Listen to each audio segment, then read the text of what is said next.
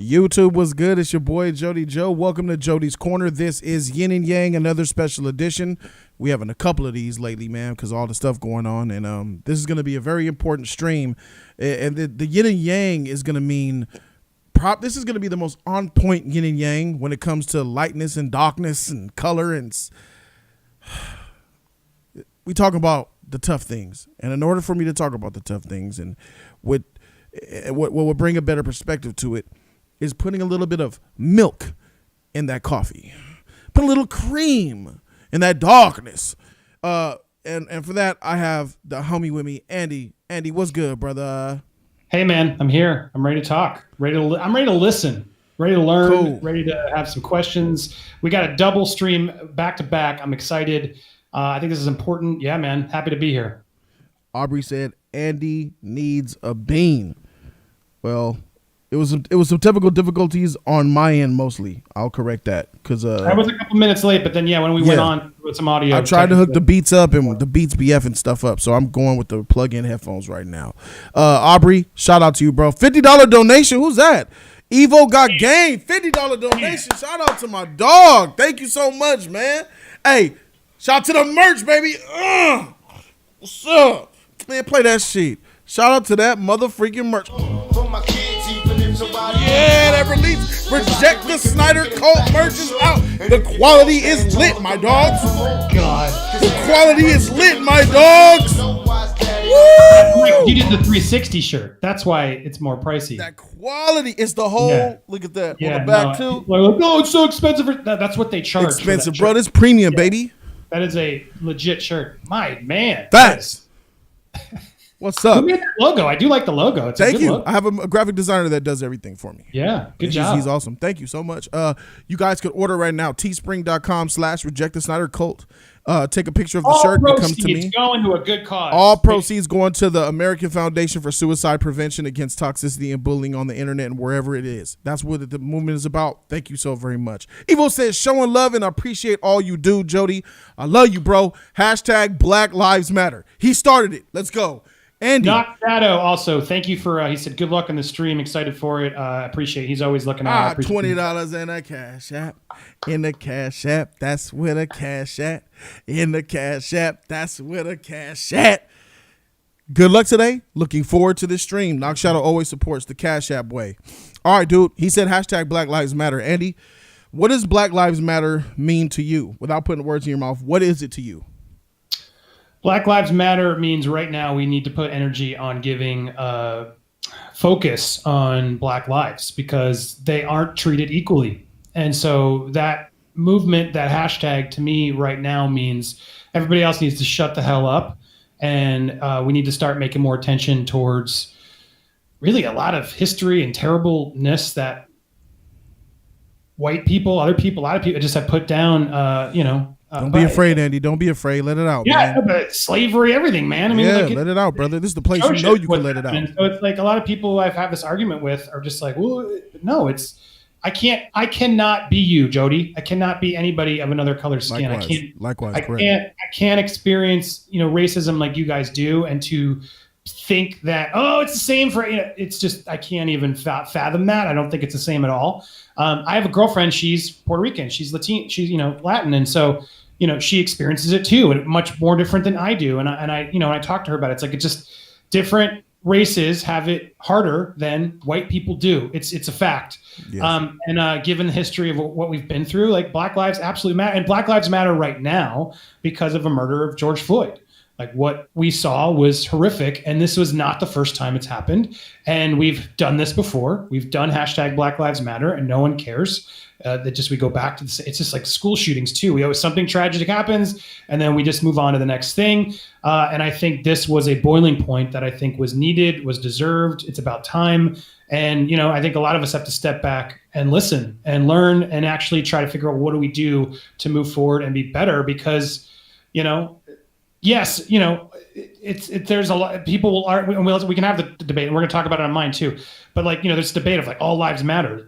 I see what that point means, but that's not the time right now. Right now, it's that's distracting from the fact of right now, Black communities are in severe pain, generations of pain that, we need to respect, and we need to try and step up, and we need to stand with and be there and show that we got your back. We want to do what we can do. We want to learn. We want to listen. To me, that's what Black Lives Matters means. Pretty much on point. I appreciate that perspective.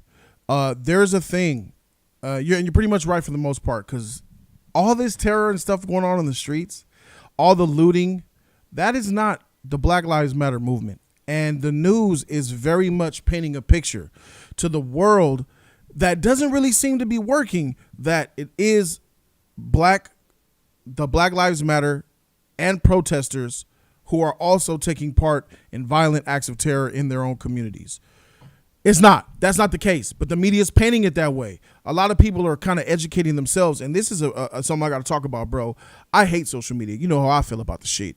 But, bro, social media has been the number one catalyst for educating the world past the bullshit media that all the other major outlets want to put out. Social media has been so direct, on the streets, live in front. You know how many times I've seen a social media post of somebody who is white, a cop, starting fires, breaking windows, lighting up fires to cars, triggering? I seen this white man pay 2 black kids to go and riot. Like, caught on camera because someone next to him has a cell phone and is filming. I'm not saying all of it's like that, but it's that type of stuff that causes confusion and why a lot of people are kind of getting blurred lines, for so to speak. I got to tell you guys right now, the Black Lives Matter movement is not what they're doing as far as looting and violence. The president says looters, when the looting starts, the shooting starts. That very much is an indirect call to arms against the Black Lives Matter, the protesters, even people that aren't even part of like Black Lives Matter all the way in it. And they just want to protest and show that they support inequality in this country.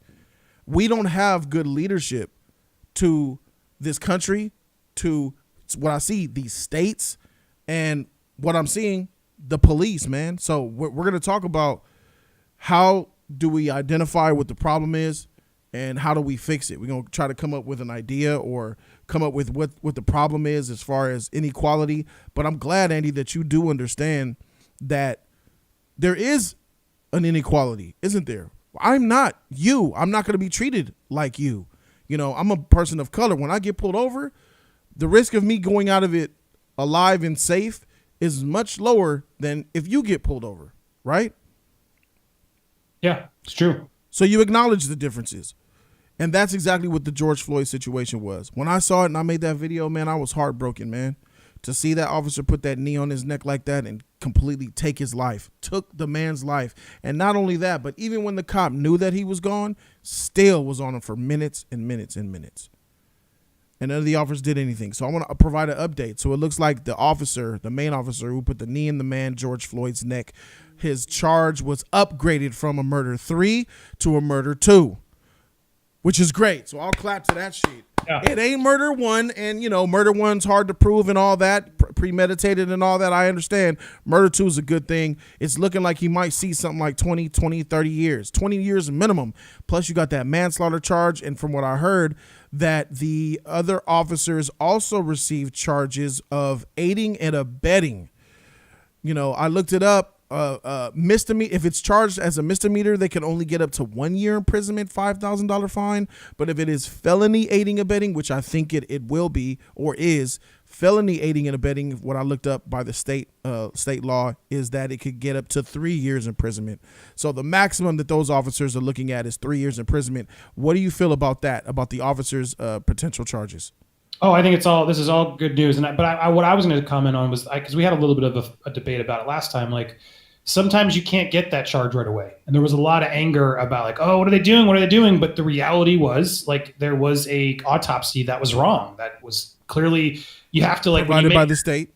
Exactly. So like when that, I don't know. I mean, I didn't see that lawyer trying to be like a jerk. I saw that lawyer as being smart of like, look, we got to be careful here because if we do this wrong, we can't actually get justice. Like, and that to me is always important. Due process, man, it is important. And I'm glad they were being careful. And now as they've gone forward and they got their own independent autopsy, et cetera, now they can be a little, all right, now we can, so who knows? It could keep going based off of what we learned. But when he came out, it was like, look, there was more evidence to it.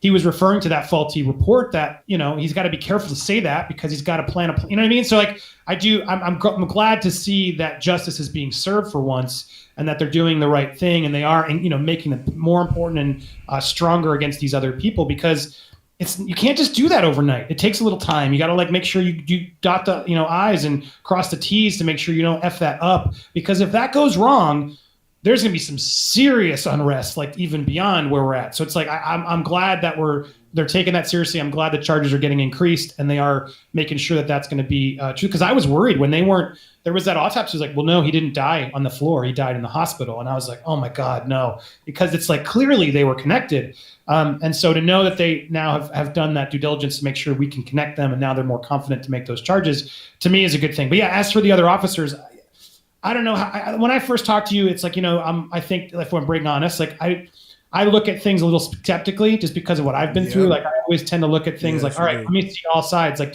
that's just what I've been through. That's my sort of like damage from my own experience. And when I first saw that guy, you know, in the front, I was like, does he really know what's going on? And my first instinct was just more like, look, this is his boss. What is he supposed to do? I'm sure he didn't realize the extent, and maybe he thought it was the need must not be real. I couldn't really tell, but the more I've watched and sat on it, the more you learn about these people. I didn't know he absolutely should have done something. He should have been like, that's enough. He should have turned around and said, you know, or just done something like whisper in his ear, come on, dude, there's can't like, what are we doing? If he had shown some effort of trying to stop him, and even the guy did nothing. I don't know. Did you see the camera footage of later after the protest, another officer put a knee in the neck and the other officer removed the officer's knee from his neck? No, I didn't see that. So yeah, cops are actually learning. They're trying. Another officer did the knee in the neck move during the protest after what we're protesting is all about. You idiot. Oh God. And the other officer that was on his back took his knee and shoved it off the black man's neck. I'm like, dog, you guys, they're trained that way though, Andy. That's not a one officer doing something out of the norm. That's the training. And that is the institutional part, right? I want to tease that because we have a guest coming on my show, which talked to me, who's a mediator and lawyer, but he's working on basically stuff that works on that sensitivity with cops better. So I'm excited to talk to him and hear your thoughts, because I'm like, well, what do we do? How do we fix this? Is really what I want to figure out, because I don't know. But I hope in our next hour when we talk over there, we'll be able to get some of those answers and ask somebody who has some experience with a company that does that to sort of help a nonprofit to figure out how do we get these cops to learn? Like, how do we actually get to ingrain? Because, you know, just being mad at all the cops, it to me also isn't the solution right now. Like, I've seen a lot of videos of a lot of good cops who have been putting the batons down and saying, look, we're going with you.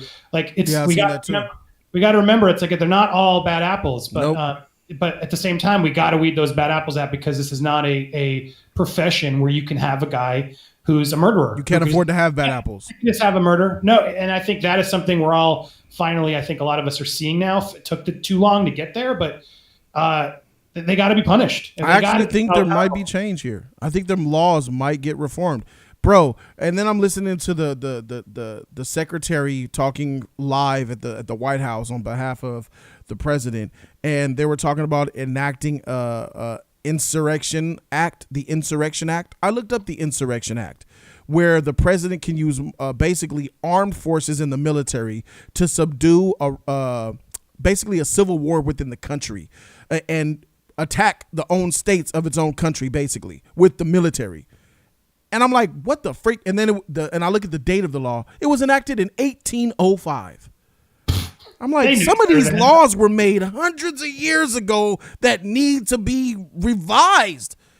The president should not have that type of power. I hate getting in politics, but I'll do a little bit here, because it's like I'm not going to say who I'm fighting with or whatever, but like I've just seen a lot of like Republicans, conservatives, they're all very vocal about the rights, standing by the rights. And then I've had fights where like, why are they protesting there? They shouldn't be allowed. And I'm like, why are you like cherry picking which rights and laws that we can abide by? Like, free protest is a thing. Like, they're absolutely allowed to be out there and protest, but there's people like, they should be put into certain areas to only I'm like, What country? Why is freedom of speech only for them at certain times, but then not when there's, inconvenience or anger or looting? It's like, it's so frustrating to see this biasness and this just awful. I don't understand how people can do that. It's just like you see it and you're just like ignorance. But I'm like, I don't understand. I don't understand. Let me get to a couple of donations. Shout out to Aubrey James. He has a cute couple of them in here. Thank you, Aubrey, for joining the discussion. I appreciate you. He says, shout out to John Boyega. I am going to support his films from now on. Hey, Jody, have you seen Attack on the Block? No, I haven't seen Attack on the Block, but god dang, have I seen that John Boyega speech, bro. Have you seen it, Andy? Yeah. It is. Oh my God, it's beautiful, bruh. I don't like Freak Finn in Star Wars. He's trash. But god dang it, if I am not going to see all his films. I love it. He's just like, you guys think the wrong Star Wars. F you. You have no idea who I am. That is not me. Like, I'm not falling to the Disney quotas. Like I am 100% behind this man now, man. I'm checking out his films too, bro. I'm with you too. Aubrey also said Donald Trump is going to send us into martial law. They already got them FEMA champs and people are already disappearing. Sid B! $100 donation. Shout out to my dude, Sid B. Rocking my motherfucking rejected Snyder coat. Let's go, baby. Let's go. It's beautiful. The quality is hitting. And Sid B just laces with $100 donation, bro. Let me go ahead and read this motherfucker because I'm lacking right now. I'm tripping. So, Andy. Yes, sir. We're going to peel an entire layer back here. And ladies and gentlemen who are watching at home, what's going to happen is that I'm about to play Andy Signore for the first time on Jody's Corner. I'm about to ask some tough questions. I'm about to poke the lion. I'm about to throw this can of gas on the fire because I know a lot of you people at home really want to ask these questions. Me, I feel like I don't need to, but I know that a lot of the viewers who probably for the first time are able to ask you or a white person on my channel to try to understand how they think and how they tick. So I'm going to take it there. I love it. And I love that I'm so happy to do this. Please bear with me because I'm learning myself, but I'm going to do the same thing when we come over mine. I have white questions. I think cool. That's the thing. We're not having dialogue here. We're enough white. And I hope to represent blacks some honesty, over there as best as I can when I go to Popcorn Planet right after this stream. Everybody who's watching this, after this stream, we're going right over to Popcorn Planet, and I'm going to do my show over there with him. He's doing his over here with me. That's the unity we have. I'm here, exactly. I'm here to answer your questions. Go ahead. Sid B says, it's good to see you, Jody. I'm just stopping by to show some love. It's a rough time right now in America. Just keep grinding, bro. And I will. Thank you, Sid B. You're always right on time, bro. Streamlabs way and everything. Francisco said, these old pussy who unsub, bye-bye. We're with you, Jody. I lost 300 subscribers since I talked about George Floyd. Me too. Because I've been doing it more vocally on Twitter, and I lost a lot of Twitter followers. Yeah, I lost over 300, and it's cool because that's what we got to do. It's all good. I think I lost almost probably 1,500. That's a lot. Yeah. Oh, Twitter followers? Twitter, yeah. Oh, okay. Yeah, that's still a nice size, man. Freak. Okay, so Andy, people think that you being a white person and just white people in general, people think that there's always some alternative motives here. Like I saw a picture on Instagram of this Asian and white lady. She looked Asian or white, taking a photo with a Hispanic man like she was fixing a window. And then took the photo and instantly ran her butt back into the truck and said, bye, BLM. Just to ride this wave that we're on, who don't care, understand, or want any part of the real social justice that we're trying to seek in equality. Some people think that's at least? Huh? Do you think she at least paid him, or are you really just like, hey, I would she love to pay him shit? No, I know. I'd love to know that conversation. Excuse me, I'd love to get a photo op of boarding this storefront. Exactly. And now people are attacking her. Why did the guy let her? I mean, why'd the guy let her? You see that? It's a privilege aspect. When us as black people, we're welcoming. When we're on the basketball court and a white boy pulls up with his shorts and his Nikes, yo, what's up, bros? Can I play? I'll ball you up. We're like, whoa, what? What's up? You can ball? Come on. You on my team. Versus a park full of white dudes in a nice area where a hood dude roll up who, hey, what's up, homies? Hey, man, we trying to ball? What's happening? The white people gonna be, does he have a knife? Is he gangbanger? It's that type of stuff. Some people think, here's the question. Some people think that white people do not really want this because they do not want to share this country with black people. They do not want to be seen as equals. You and your whiteness and all your white friends and family members and everyone that you hang around with, do you feel that too? If yes or no? Or how do you feel about it? No, I don't feel. I mean, I see where you're coming from, though. I think it's different. I think it's more of a class thing than a race thing, because we've talked about this. You're like, are you ever afraid when you see a black guy on the street? And it's like, my answer was like, it depends on the neighborhood, right? And so that to me is, I think, where a lot of it comes from. For at least I can't speak for all white people, Jody, but I can speak for me and the people I know. But it's like, I think the version you did, it's like. I think some white people would label that like gangster, right? Is what they would sort of say, like, oh, this is like a gangster coming at me, and I should. So it's like I attribute that to rough neighborhoods. I think is what a lot of people have grown up sort of this, whether it's movies, whatever it is, reality. Just I think a lot of people sort of attribute that caricature, that type of person as sort of the gangster. And so I think, yes, white people are afraid of the gangsters because there's also a lot of gangsters who shoot people and do that. It's not all of them, but it's like, I think that's where it comes from. But those gangsters are glorified, right? And so there's a lot of, from my opinion, there's a lot of like, totally nice, smart black individuals who also want to, exude that attitude. And so I think that's where it gets complicated, right? For a white person, because it's like, well, are you good or are you bad? Is what they sort of would say. For me, it doesn't, I don't think that way, but I if you're asking me honestly, like try to answer to you from a white perspective, I would guess that's where it comes from, of just sort of like, I don't know. Like, I think go back to like NWA and that whole F the police back then, like, they were doing great stuff, like the amazing protests they were doing back then. But then it's like, do you see how the country received that if the police called all rappers thugs and then arrested violently black men? I don't think America was ready at that point, especially white people. I just don't think they were. I think it had it's slowly over time you get a little win, you get another little win, and suddenly more and more people. Do you think that some have Straight Outta Compton where it's like white people can go watch that movie and then they can look at it and go, oh, that's what was going on. It's just stupid. People are sometimes stupid and they're slow to change. People don't know. And they're not around black people in a lot of parts of the world, right? Okay. And I think there's a lot of black people who aren't around a lot of white people. And so there's just, that's just the way society sort of has happened. And I think it's unfortunate. That's why I love Tampa, because it's like, I came here and literally I didn't make a point to find black friends or what, whatever. I went out and it's like, it's enough of a melting pot of a city where it's like, nobody cares. It's like, okay. Yeah, we're gonna hang out. And so I think I wish there was more of that in the world than, pockets that just refuse to sort of even engage. And I do think that goes both ways. Anthony McIntosh, who was a subscriber of both you and me, Ant, how he comes in, he came on both our channels. He says it's performative outrage and activism. And he doesn't agree with what you were saying on a couple of things. He was like, no, Andy. And Swag King says, I'll play ball with the white guys. I'm like Steph Curry. Anthony McIntosh, Jody, please. Timo T. Yeah, what's nope about what? So help me. I think he was talking about more how you called it like a class thing more than a race thing, maybe. I'm gonna follow up on that. Timo T says, I just want to take the time to salute you, Jody and Andy, other YouTubers across the world who speak up as a voice of change. We need to educate white people and alike. By the way, did you see Killer Mike's speech in Atlanta? It moved my soul. Fire. Yes, I did see it. He threw that off the top of his head. He's been saying that for a long time. That's how that man was able to get up there and just free roam like that and say powerful words that made sense. He's been saying that for a long time, and that dude's got my respect. Andy, when you say about the melting pot, I'm gonna throw some things out there that I feel that black people feel. I'm gonna try to represent black as best I can right now. Can I get on? This is so important.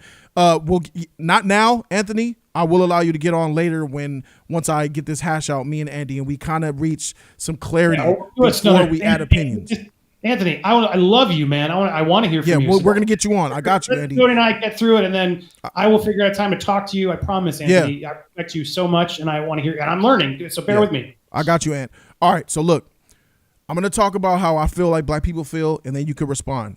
Sure. I feel like black people feel like when they come with 2 or 3 of their friends to the movie theater, a white movie theater, in a whatever neighborhood, doesn't matter if it's great or if it's mediocre, that there's an automatic tension, all eyes are on them, and they get nervous? I mean, I think if we're going with that, my stereotype goes, oh man, they're going to be so loud. Okay. Like, that's what I think of. It's like the only thing I'm like, why would anyone care? But look, to answer your questions, like, so you think like, okay, loud, rough, No, I'm like, oh my God, why are you going in there? Sort of the stereotypical thing of okay. But I'm talking about outside the theater, like just approaching up. To give you the real answer, but it's like, I'm sure there are some people who are going to be racist. That's racism's in the world. So I can't. And I'm not going to call that racism. I'm not even going to call that racism. I'm just saying anywhere. A little bit, because it's like why are you afraid of them? Why? That's the question that I'm trying to hit. That for me is I don't know how to answer that because I'm not. All right, so that's a follow-up question. When I get to the class, when I was trying, and I probably said it improperly, so that's why I like we're talking. When I say it's more of a class thing, it's just like, if I go down to Compton, I'm more scared than if I walk down Beverly Hills. Do you know what I'm saying? Right. Like, that's the difference of the class system. I mean, of like, yes, if I see black people walking down Compton, chances are I'm going to be slightly more on edge. Like, I would be a little bit on edge versus if I see black people in Beverly Hills, I'm not going to think twice. The reality, though, is like I went and shot pranks down in Compton, and I talked to people. I realized it's not like that at all. Like, we just have a lot of white people, I think, just assume like, oh, don't go down there. It's full of like gangsters, and you're going to get murdered. And there are streets of Compton that you don't want to go at certain times of night that are more dangerous. But the reality is like it's just people working, people trying to get by. And so I think when I meant the classes, that's what I meant. I just meant like there's certain neighborhoods that I think are lower income or seem more dangerous. And that's all I meant by that. So here's a counteract. What about people? How do you identify somebody coming to the local park for a barbecue as low class? You're looking at their clothes that they wear. What if a black family comes with clean clothes and equipment like any other family? That feeling of all eyes on me, that feeling of tension when a black man with his family coming to a nice park full of white people, regardless of if his pockets are big or thick or not, he's definitely going to get that attention, and that tension is still there. So how is it really a class thing?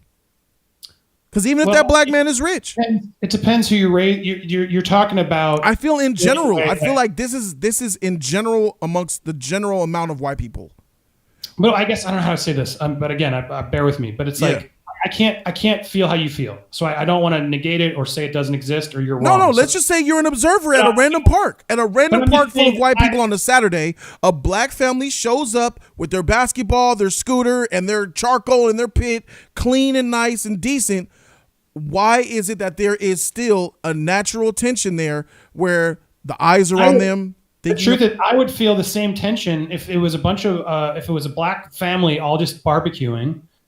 I don't know if I would feel comfortable just walking up and being like, "Hey, can I join you?" I think would you feel? Any family, to be honest, would you feel as a family barbecuing? I would usually not invite myself. Wait a minute, is where I'm stuck. It's like black, white, it doesn't matter. Like, I don't walk up to random families at parks and ask, "Can I join your barbecue?" I might play near them, and if there's some like sign of like hey, oh cool, oh here's the ball, I might then engage. But like until I'm invited to someone's barbecue, I'm not just showing up. But now if you're saying this person was invited and then there's other guests there who are showing uncomfort, is that the scenario you're sort of putting at me? We're not talking about inviting to the barbecue. We're talking about a public park where there are many tables and many different barbecue pits.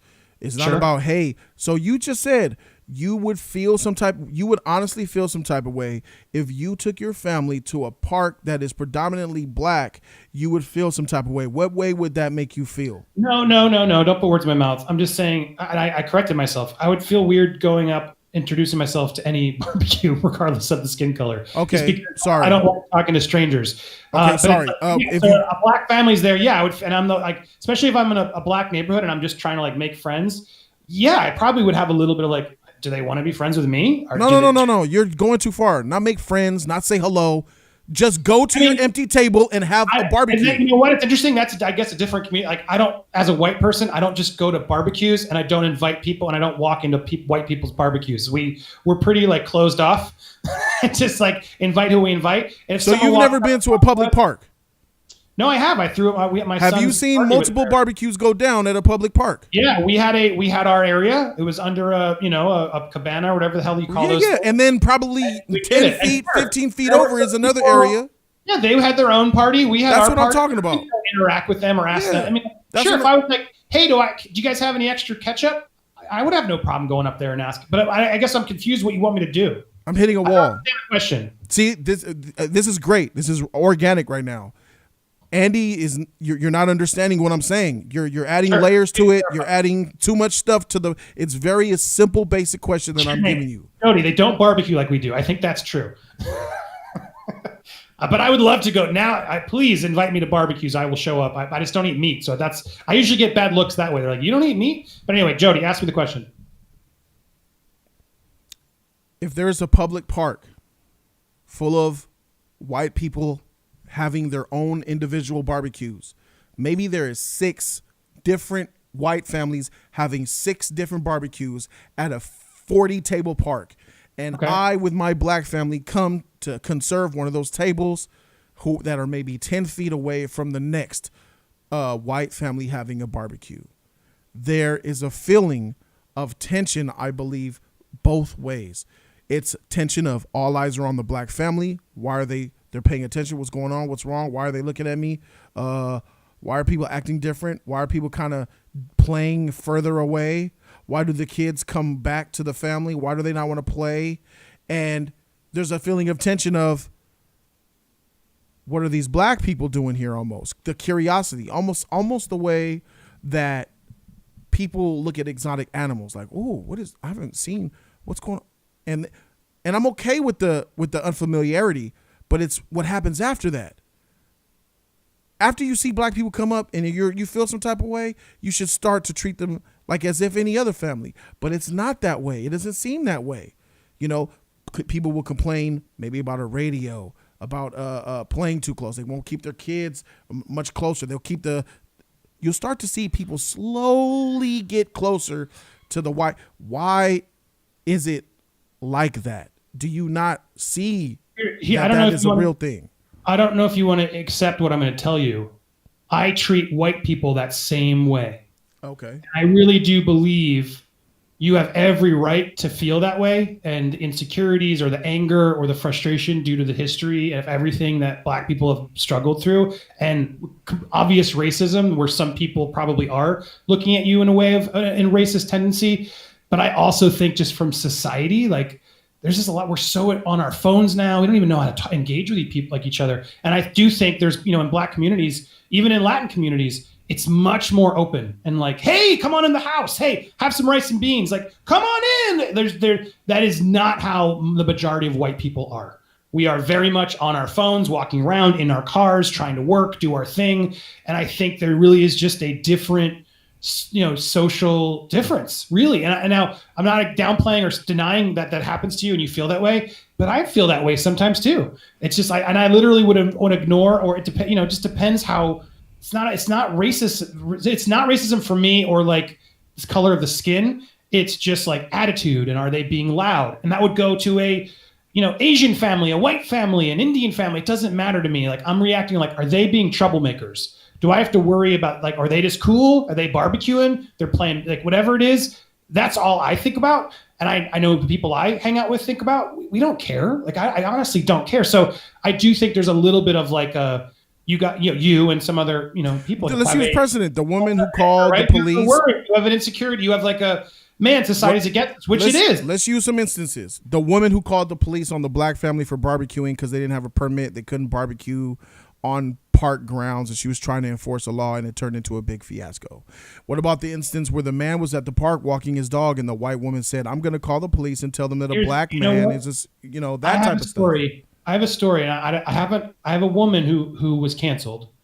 It was the woman in Harvard, or was it Yale, who caught the black man sleeping on the couch and called the cops on her. It made the headlines. Some people might remember that story. Mm-hmm. And people just labeled her a racist and went crazy.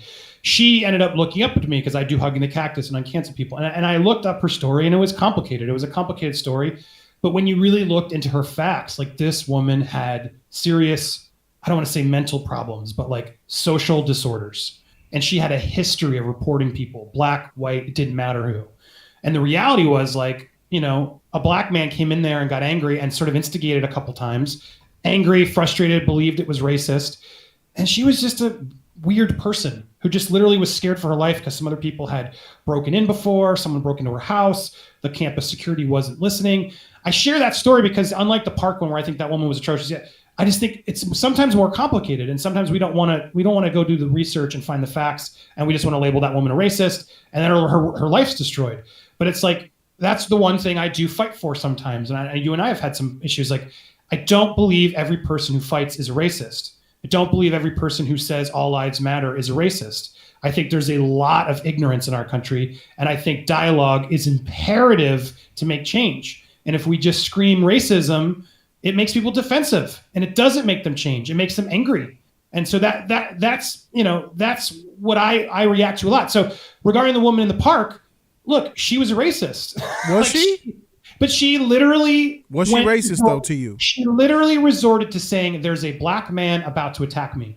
You know what? I don't necessarily know if she was racist, Andy. I think that what we saw with that situation was a common white trait, and here it is. When cops kill black men, they say he was reaching for something. I was afraid for my life.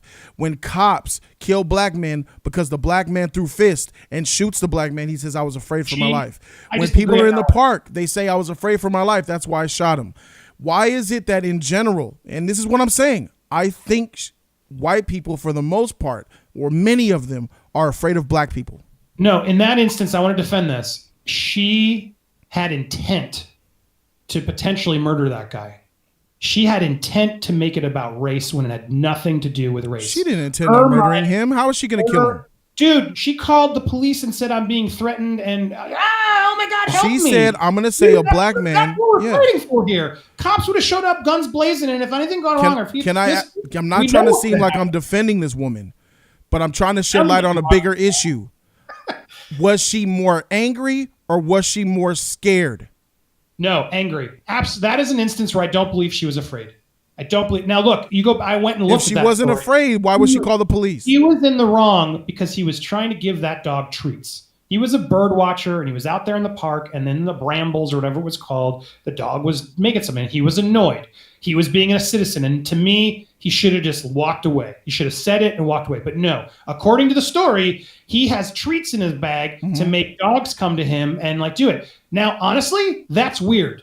He should have left it. He shouldn't go near other people's dogs. I'm sorry. Call the park authority, say whatever you want. But when he's sort of going after, when he's going after I would never want someone to give a random food to my dog. What if it's laced with something? No, right. I understand. No person should be giving random people dog treats. And so in that instance, yes, I think there's something weird and she had a reason to be upset.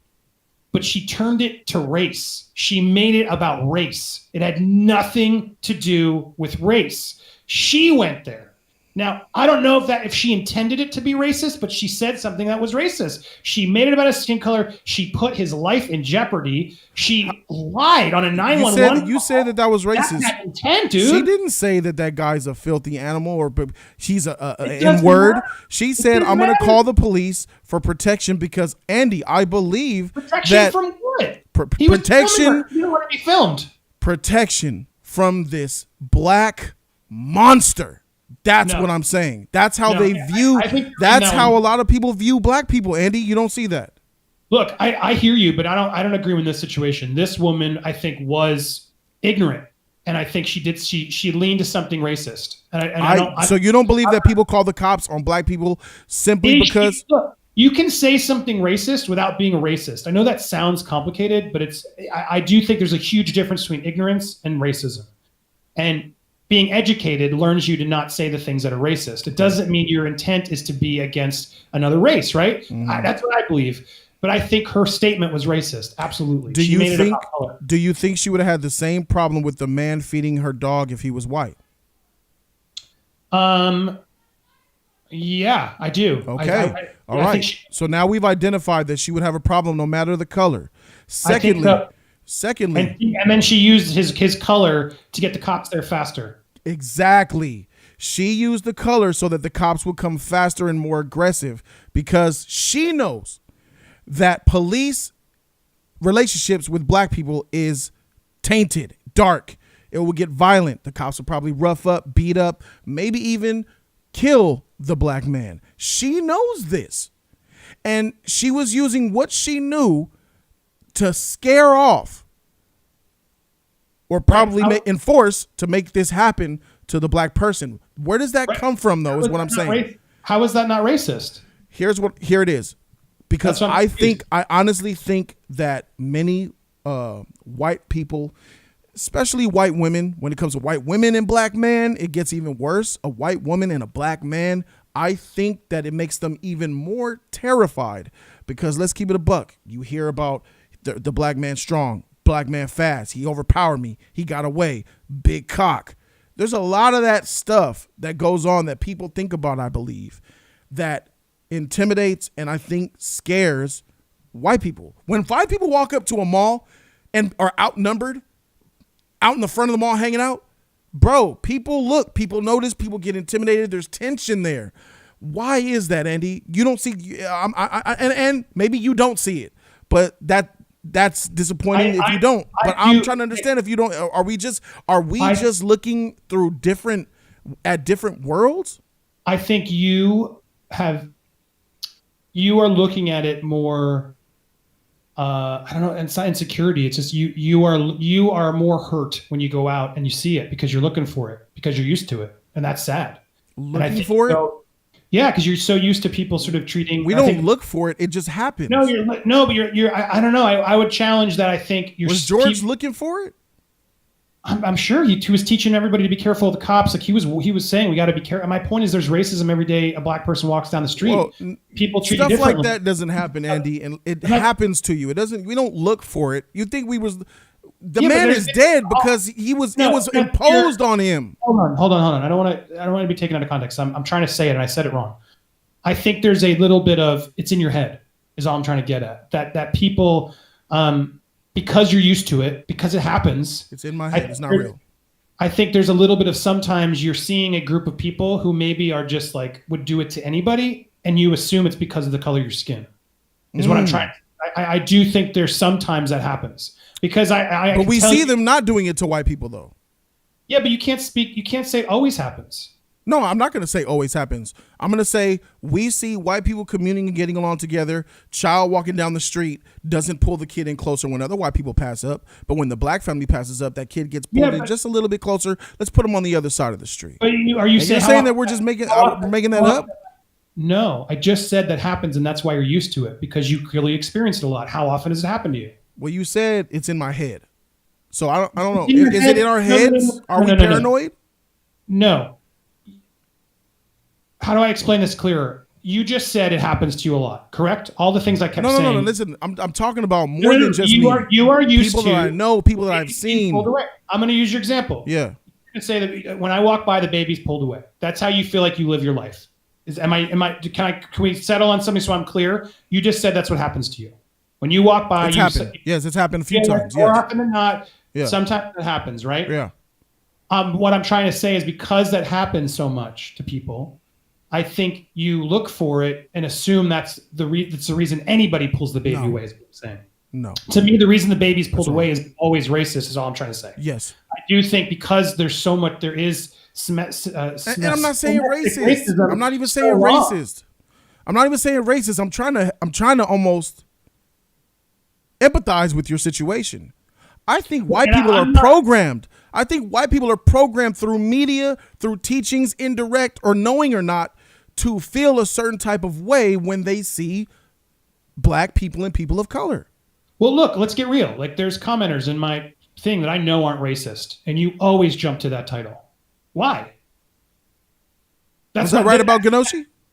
He's not a racist. I don't believe that at all. Okay. That's just my point of, like, I know the guy. He's not a racist. Was he ignorant? Was he annoying? Does he? A lot of things I could say. Yeah, okay. Here it is. I'll lay it down. You want me to answer? But that's my point of, like, sometimes I feel like that's we can't just jump to that all the time. I still saying it to this day. I believe he is a racist. I've seen your channel, Andy. You've had many guests on who are not black, and Ganoshi had no problems with them. Even when they say the most outlandish thing. Not true. That is absolutely not true. Even when they hold on. No. He hates everyone unless it's about anime, and then even when I have an anime person, he literally shits on them. All right. That is not true, Jody. I've watched. That's not true. Okay, I'm not. I've watched him not come at them like he comes at me for the whole entirety of a live stream, Andy. But again, he only comes at. Why is he coming at you? You want to get real. I want to talk. I'm not trying to fight you. I am getting real. The only time Ganoshi press me is every time I come into your stream, he presses me the entire stream, won't let it go. He does not do that to your other guests. He does it to me every time I'm on. Stop, You're an idiot. stop. Andy. No, he doesn't. Oh my God. I'm in the stream. I'm in the stream. How could he be doing it to you when he's doing it to me in the same stream? Because I've yelled at him. I'll find a supercut to give you of every time I've told him to shut up to me. That's fine. Telling somebody shut up is not the same. You're a dummy. You're dumb. Get this guy out of here. You're a fool. He said that to me. See, I feel like you're disarming everything. I feel like you're belittling everything and making me sound like I'm crazy. I'm not. No, I'm not. I know when somebody's coming at my throat. I know it. I know when somebody's a troll. I know when someone's a troll, like your boy with the glasses. I forgot his name. Let's not make it personal. I don't even know what you're talking. I know how to differentiate a troll versus somebody who has a real world issue with me, Andy. Trust in that. I don't come at all your people say they're racist. How many times have I threw the race card out over there?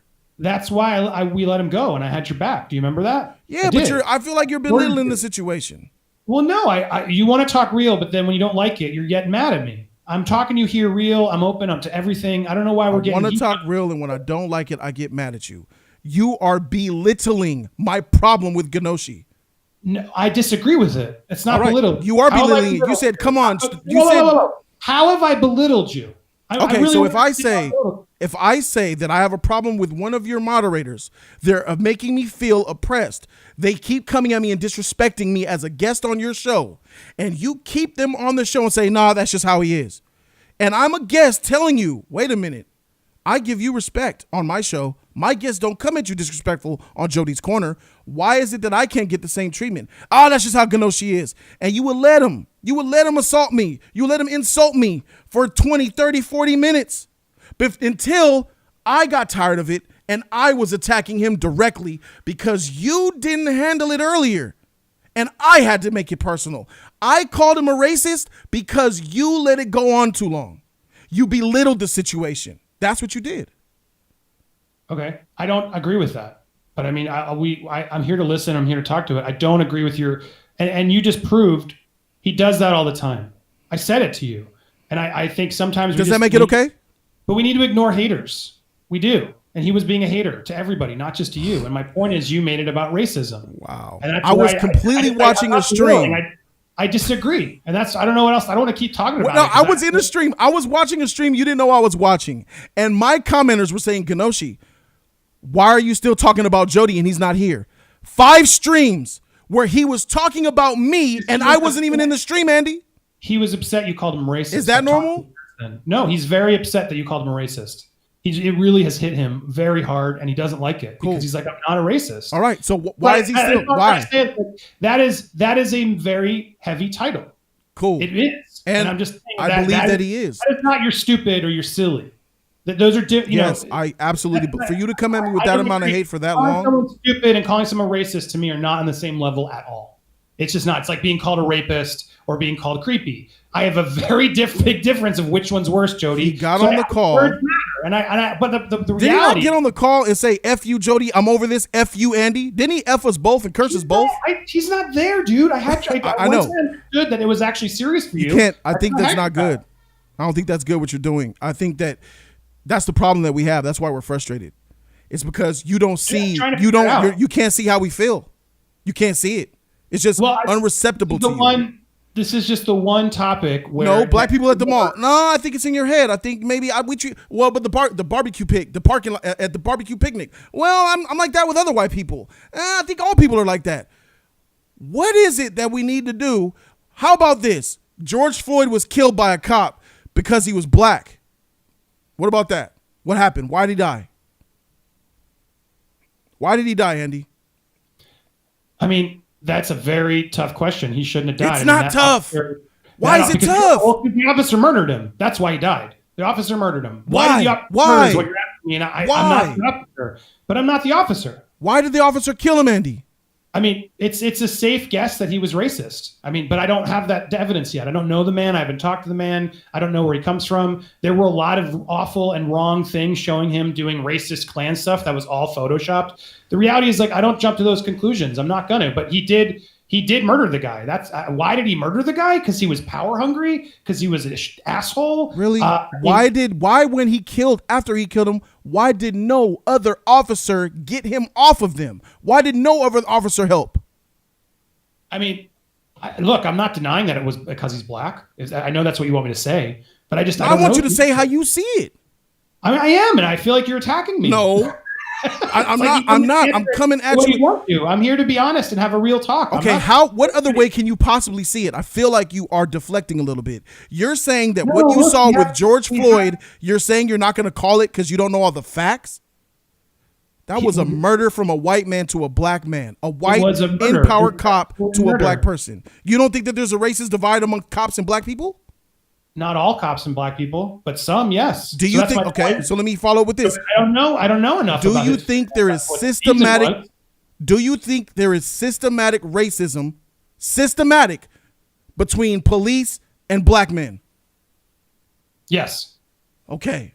Yes. So if you agree with systematic racism in the police force between police and black men, why is it so hard for you to fathom that black man George Floyd was just killed because he was black?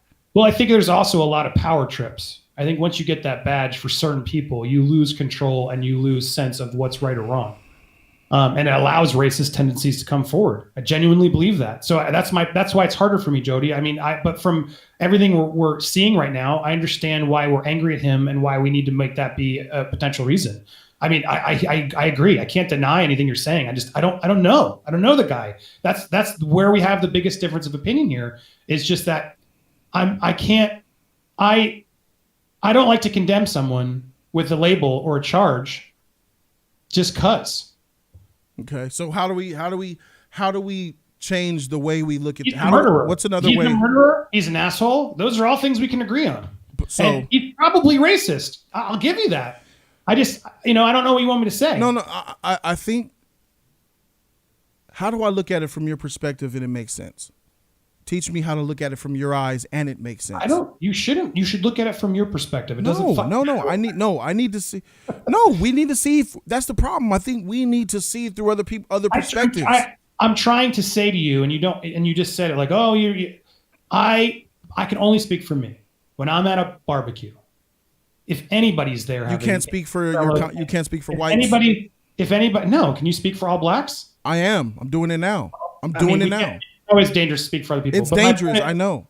That's a responsibility that I'm taking. I'm saying most, not all, but most. I'm talking about in my experience, my friends, my family, myself, and what I know. Basically living in poverty. I am speaking as amongst black people. I'm trying to represent all blacks here. I think the problem is right now, there's a lot of emotions, justifiably so, because of what happened to George. I agree. And it's causing the world to get angry, as it should. And it's pointing out a lot of awful things that have happened over decades that we've ignored. And so all of that is real. At the same time, I do believe, when I'm at a barbecue, it's not about the skin color when I'm like, I'm not going over there and talking to them or engaging with them. I just don't interact with people, Jody. I know. That's okay. all I'm trying to say is, like, I don't think everybody who gives a look. It's hard. It's racism to it. I know, but I feel like, do you feel like it's a little bit disingenuous to try to have this powerful conversation and really lay it out on the line, and you're limiting everything that I'm talking to you about with the issues of black people, you're limiting to your own personal self and not white people in general. When you do that, Andy, you realize when you limit all of the bad experiences that I'm bringing to the table to this conversation and you limit them to yourself like nothing else matters because I don't, there's nothing to talk about. I didn't say that. You said you don't personally in a barbecue. You don't personally at the movie theater. You don't personally at a park. I assume others do too. Is all my point is. I don't understand what you're saying there, because absolutely there's racism. I just established, I went on a whole thing about how there's horrific acts that have been happening for decades. There's generations of pain. All of this is real. That's why we're here. That's why it's about Black Lives Matter right now. And it should be.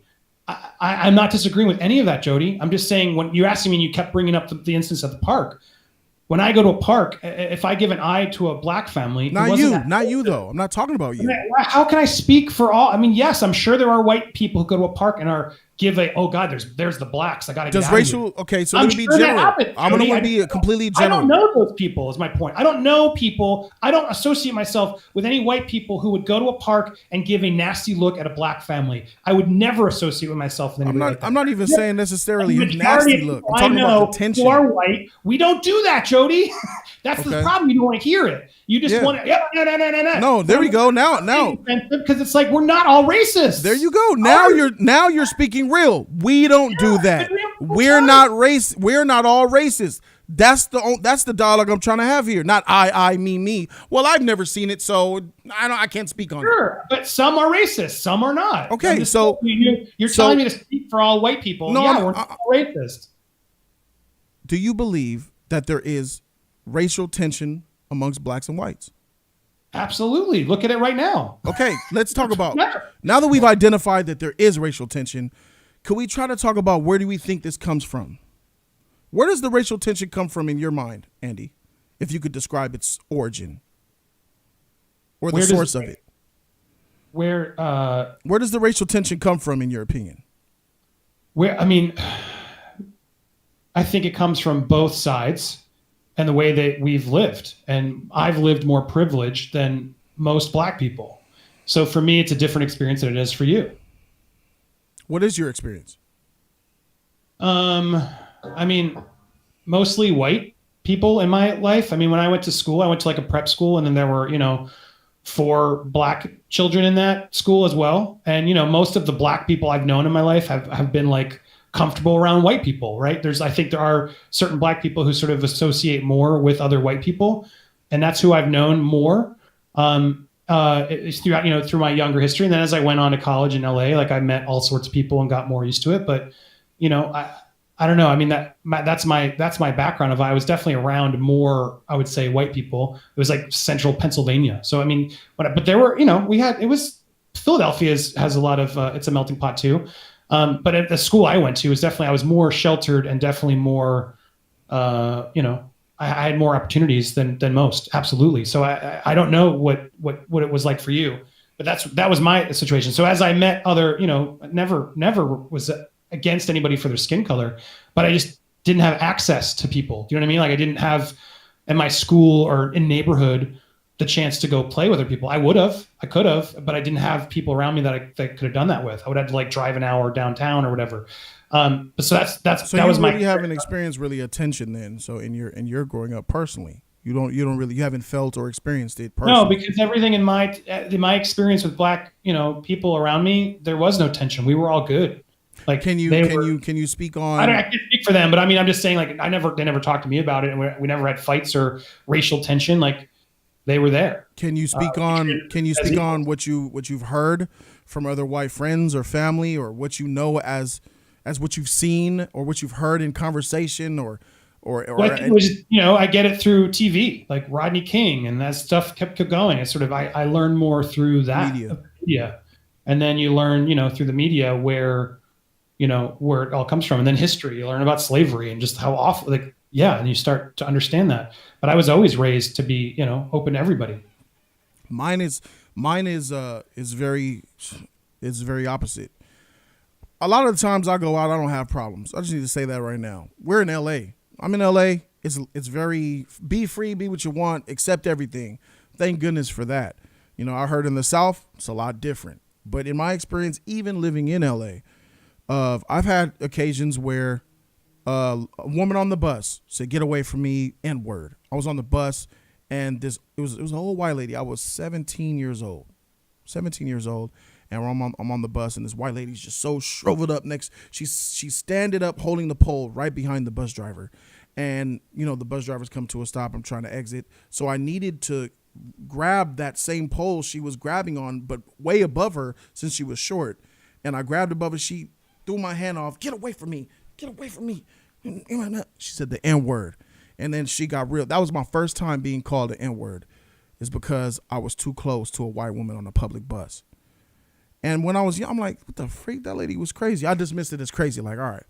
But then as more situations kept happening, I've had the occasional walk down the street, girl crosses the street. You get that. I expect that. I've gotten the occasional walking across the street in a general neighborhood, Culver City. Those of you guys who are from LA, Culver City is it's mixed, but mostly white, middle class. Walk down the street, white man on the left, son to his left, and wife to his right. So as I'm walking, I will walk close. I will be closer to his son than him.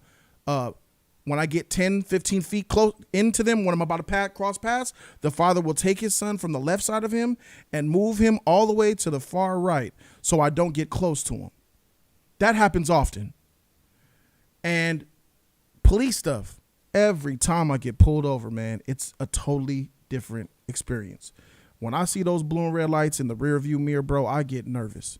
More than a gangbanger, more than getting banged on, more than getting hit by a car, more than a bomb dropping, more than just falling and busting my sheet. I get scared the most when I get pulled over by police, because I know when they pull up and they pull you over, they have, most of them, not all. There are some good cops, but I'm talking about most. There is a preconceived notion within their minds that this man who I've just ran his plates for no reason and pulling him over for no reason is probably a criminal. Probably got some dope in there. Probably could get him on an ounce of weed. Probably could pull him over and say his tail light is out. Search his car. Get the bullets, a gun, weed, drugs. Get something. That's how they think. That's how they think. I've been pulled over one time, real life. Boop. Officer. Yeah. Why are you pulling me over, sir? Excuse me. Don't say. Yeah. I need to know, why are you pulling me over? I haven't done anything. I was doing this under the speed limit. He says, and he was like, I don't need to tell you why. I said, sir, I need to know why you're pulling me over. I don't understand this. What is the reason for this pull? Your tail light was out. That's why I pulled you over. So give me your information now. Gave him my information, checked my stuff. He cleared me, wrote me a freaking ticket for music, because he saw I had a radio, wasn't playing the music. He saw I had the radio, gave me a ticket for music, and then left on about his business. I must have looked at my car, checked my taillight. My taillight went out, bruh. He pulled me over because he saw a Chrysler Sebring on 20-inch chrome rims and a black man driving that bitch with a Superman S on the hood. That's what my car was. I had a 2001 gold Chrysler Sebring with a black and gold Superman S on the hood and 20-inch chrome wheels, and he pulled me over because he knew for sure he was going to get something off of me. And that is the type, and that's just a little bit of instances, Andy. I could freaking talk here. We don't have enough time on this stream. That is the type of stuff that I go through that I know many other black people go through. So it's almost like, based off what I've heard from you, combined with what I know and I've been through, and I know a lot of my people have been through, we are both living in America, but we are living in two different worlds. That is a fact. And how do we bridge those worlds together so you get more opportunity and you're less scared? Because that's not okay. You shouldn't be scared. It's not right. I don't know how to answer that one. I don't disagree. How does it feel when you get pulled over by the police? Do you get terrified? Do you get nervous, yeah, scared? Not the same kind of, not the scared you're getting, but yeah, I'm always nervous. I'm always like, oh God, what are they? Because look, cops are in control. I ain't gonna lie. I be seeing y'all be giving them a F you, officer. What's your badge number? You guys can talk. I see y'all talk to them any way y'all want, and they handle you guys with, for the most part, with respect. They sit there and take a verbal shellacking from. We can't say that. I can't talk to cops disrespectfully like a lot of white people do. I saw a great video where a guy did, and it was all on camera. And he was like, you pulled me over for nothing. You pulled me over because I was black. And he let it out loose. And the cop stood there and took it for once. And I saw that video too. I think I saw that was a great video. But yeah, dude, that's a good point. I don't ever get, I'm more nervous to get angry because they'll just ticket you more. So I don't want to do that. But no, I can't even imagine what that's like. Because we're seeing it all too often where cops, Look, I think women have it rough too. Sometimes they can, try to bat their eyes, do it, but sometimes the guys can totally take advantage of them too. So look, there's a lot of groups that cops can overpower. And I think blacks absolutely have been mistreated by too many cops for too long. We need to figure out a way to sort out how to get out of the bad apples. There can't be any more like, oh, it's okay. Like that is a profession where if you fuck up, you're out. I see it as that. You need to be proven that innocent, guilty, fine. I mean, proven innocent if something was wrong, sure. But if you did something wrong, it's out, or you're down to, pushing pencils in the office in some other way, But if you're going to be out there, with the people, like you can't be a bad apple. You can't have racist tendencies. You can't have anger issues. There's at the same time, I don't know how, being a cop's a tough job. It is not an easy job. How do you get people to want to do that job, especially given now and after all this, which there's gonna be a lot of people who don't even want to touch that suit. Jody, I don't know, man. It sucks. So let's talk. Let's get some comments from the fans, man. I appreciate your candor so far, Andy. When we go over, I have some solutions, or I've been told we have solutions. I saw Sean in the he's been watching. He's been liking this. He's been texting me. But when we're done, I'm going to bring him on and see if he has solutions, because he thinks there are some programs that cops can do, and I want to ask you some questions. So lots more to talk about, and I'm excited. Juan Mato says, my brother was a cop in Philly. I'm glad he retired, and even told me how racist the department can be. They also patrol around the hood to make quota. That's a quote from his cop brother, and I definitely believe that. What do you believe in what he just said? Do you believe that to be true, or how do you feel? Sorry, he was like, what was it? He says that cops talk. He has a cop brother in Philly who talked about how racist the system is. I see it here, and I'm glad he retired because he told how racist the department could be. Yeah. And he said people patrol the hood to make quota. The hood of the black folk area neighborhoods.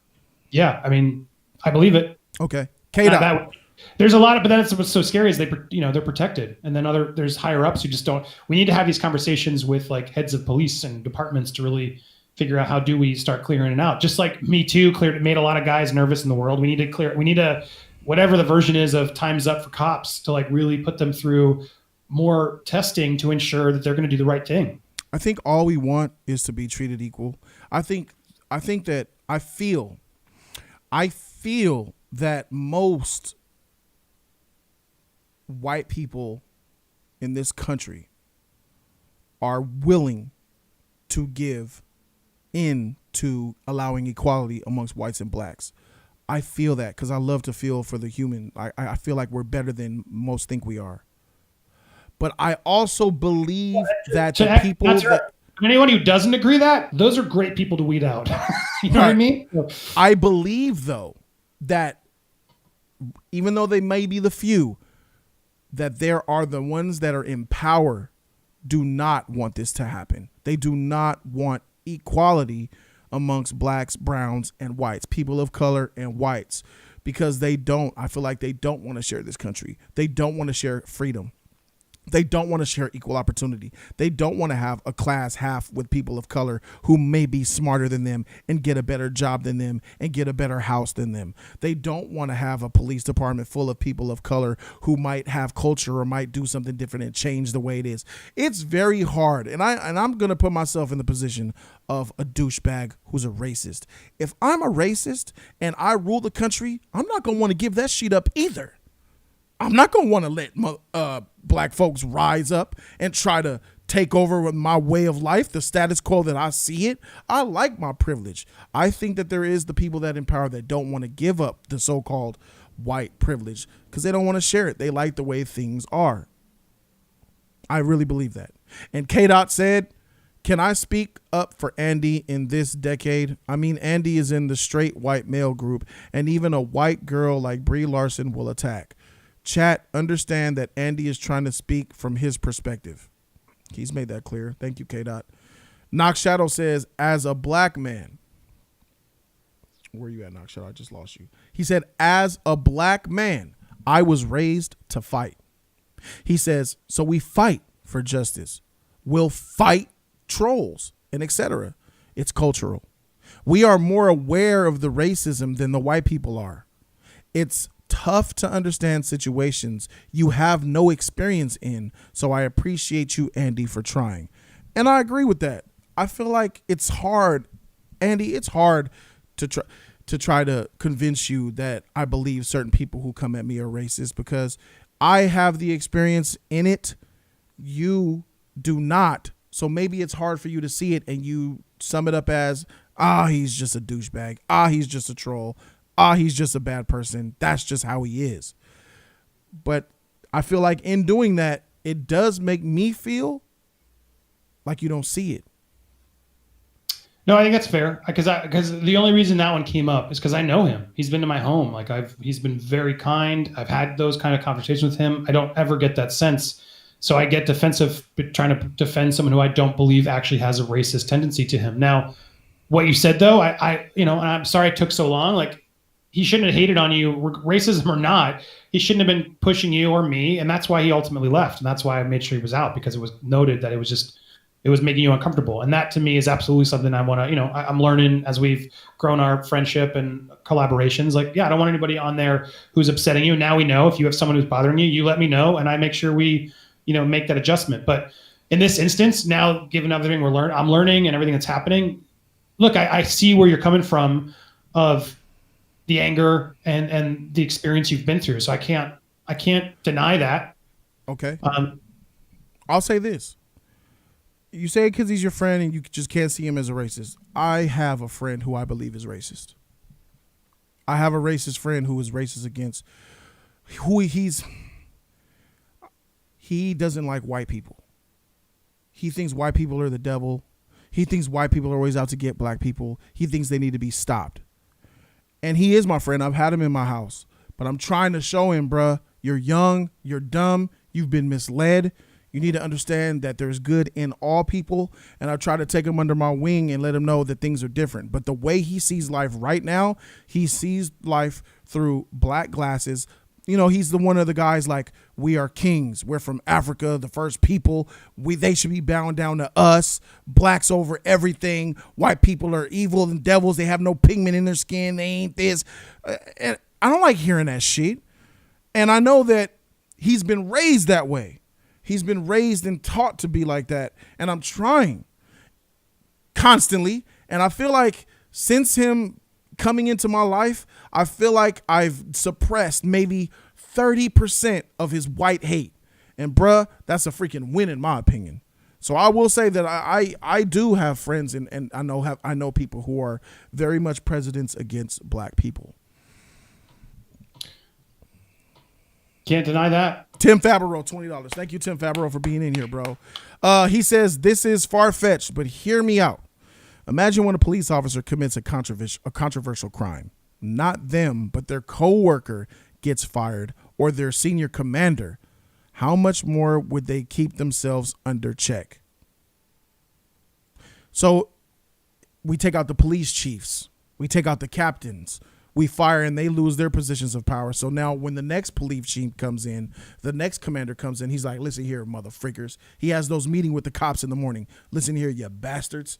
I don't give a shit how you feel about the black folk. You treat them fairly out there, because there's one thing I know for sure. I love my family and my bank account more than I hate black people. Now you go out there and you be civil, you bastards. I'm not going to let you cost me my job. Especially if he's loud, like the Lethal Weapon. Yeah, like no movie captain. He's like, damn it, I want my check. Yeah, that part. Like, really, I'm gonna throw something. I'm gonna throw one little thing. I know we're gonna talk about it on your stream. We're gonna talk about solutions, but I need to mention some on here. Do it. I think that some of the laws were made when slavery was okay. Some of these laws were made when whites were oppressing blacks, and it was actually deemed the status quo. I think some laws need to be altered. Some may need to be eliminated. Laws need to change. Maybe a stipulation. When pulling over a known African-American who identifies African-American on the IDs, black, instantly there needs to be a protocol. An instant protocol when pulling over a minority, where you need to take maybe extra steps as an officer. Maybe when you pull over a white man in Beverly Hills, you could be more loose. You could be more, I pulled you over. But when you know you're pulling over a minority, there's 3 more extra steps that a cop needs to take in order to get to the same steps he would take when pulling over a white man in Beverly Hills. Something easily, that's just something throwing off that could just easily happen without so much change. And, I think that that's a good idea. Paul Cornish, thank you, man. Welcome to the membership team. I appreciate it. Coins up in the air, please. Coins. Gotta say that shit, bro. That's all I'm saying. Do you have maybe one little thing you want to throw out there and tease us with as a white person? What do you think is one little small thing you could throw out there of how this could change? Yeah, I mean, we just need better accountability and education and education's there. And punishment for cops. We need. I mean, I do think it's hard for cops, and I do think there are a lot of good cops. I don't think they're all bad cops. I think it's a really bad job, and they do protect. A lot of them protect us, but there's absolutely bad apples in there, and we need to figure out how to weed them out. And I think fellow cop, maybe there can be rewards from other cops who sort of help, expose the bad apples. But how do you do that? You need evidence, right? It's a complicated thing. But I hope Sean can help. He's got some stuff he wants to pitch me. I want to hear it. He's already worked with some precincts to sort of talk about what can be done. So I'll save that part of it for when we go over to my channel. Okay, cool. We're going to spend the next 5 minutes just getting general questions from the commenters. I'm going to go with people that I know. I know there's some people here that don't follow Jody's Corner, and they're going to lose their priority. I will see people that I know, people that actually want to know. And I'll ask you the following. What time? Let me delay my thing. What time do you want to, just so I can put it on here? So 3:10. All right. I have it's 6:10 for you. I put it 6:15, so that way we're safe. Okay. Yeah, we're safe. We're good. 6:10, and then I'll give me 5 minutes to get everything ready. Okay. Hey Jody. Hey Andy. I'm from Ireland, and everyone I know around here are pissed off. What happened to George Floyd? We should see each other as the same. Rest in peace, George Floyd. George Floyd, you should educate yourself on what happened to him, but he was murdered by police, and we all should be treated the same, and you're absolutely right with that. How do you feel about the N-word, Andy? I don't say it. Do you say it? Do you keep it a buck? Does it slip out when you at home privately? I'm afraid to say it because it's become such a cliche. I don't even want to get. Okay. Because that's just like, people keep coming at me. I'm not going to say who it is, but people come. There's like a YouTuber who said it in a review, and I'm like, look, it's stupid. I'm not even going to do that. John Campia said it in a review. John Campia. Anyway, John Campia in a Transformers review. John Campia said nigger in his review. He said hood niggers. That's what he said. Hood he niggers. Used the A. Here's a question I have: is it I know the answer, but like he said it with an A. White people can't say it with an A, a Z, a P, a R. I feel like there are certain white people that think it's okay if you add the A. But we call those culture vultures, and no, absolutely not. And I know white people who've used it like they use the word. They're talking like historically, like I will never say this word and say it because it's not allowed, and they'll say it confidently, like because they're saying in the context of what the word is, and they're not racist. That context does not exist to white people. But that's the thing. I know the fact is the word offends, and I don't want to say it. I don't want to risk it. I don't want to go there. It's not a word worth saying to me. Yeah. And even if I say someone's saying it, I always make a note. Oh, okay, cool. Yeah. Well, I'm not going to say it, but good for you. Yeah. But then I do agree. Who said it? Was it Louis C.K. or something? Like saying the N-word to me is still just as bad because it makes you think of the real word. There's a whole bit he did, which I thought did find amusing. Like I don't know what you say instead, but I don't like saying that either, to be honest. Right. I just try to avoid it at all costs. Louis C.K. said that? He does a bit about how, I think it was him. Somebody maybe correct me. It better not have been Louis C.K. I got him on film saying the N-word with Chris Rock. He's a piece of shit. There was somebody. Chris Rock was saying the N-word, bro, and Jerry Seinfeld was there, and he wasn't having it. He said, I don't want to say the N-word. No, but I'm saying he did a whole bit. I think it was him about like the word, the N-word, like the actual, like is still just as bad because it makes you think about the actual word. Jerry Seinfeld made Louis C.K. look real dumb. He said, come on, Jerry, you don't say it in private. He said, no, I don't want to understand the meaning and I have no interest in it. Yeah, I love that. Shout out to Jerry Seinfeld, one of the a bunch of exactly. It was just a bunch of white people like, we're good. No, I don't. Seinfeld, greatest sitcom of all time. Can I just say that right now? The greatest sitcom. We're gonna risk that stuff. But then also what's interesting is he defended Michael Richards right out the gate. I remember he was he knew how distraught Michael Richards was. Yeah, because his friend. But you know what? Good on him. It's his friend. He's trying to be loyal. He made him go and put his feet at the fire. But I do. Jody, like check Seinfeld. out the Trina clip. It's extremely interesting to hear a perspective. Type in Trina animals in the streets. Almost 55,000 subscribers. Thank you, bro. James G, I love you, bro. I got you, bro. I'm gonna check that out for sure. Trina. Okay, I got you. Tim Favreau says no. Why do they want to? Why do they want to say the N-word? What purpose other than they're jealous that they can't? They have forfeited the word. What do you think of like when? Because I loved your tweet about Oprah. Where the hell is she? What I tell you, but like, what about Oprah when she fights like the rappers? And why do you need to say it in the rap songs? Oprah bro. Let me tell you, the black race is ready to offer them both up for trade. Andy, we want Brad Pitt and Ellen DeGeneres. We will give you Gayle King and Oprah right now. You don't want Ellen either. She seems like a total jerk. I like Ellen. I think we'll take Ellen. I think we'll trade Oprah and Gayle for Ellen. We'll take that. Would you take that trade as a white race?